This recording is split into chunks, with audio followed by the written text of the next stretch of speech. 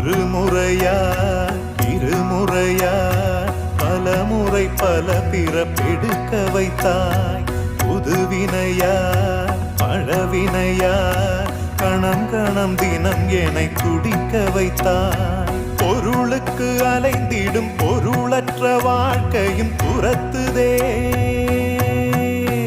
உன் அருள் அருள் அருள் என்று அலைகின்ற மனம் இன்று பிதற்றுதே.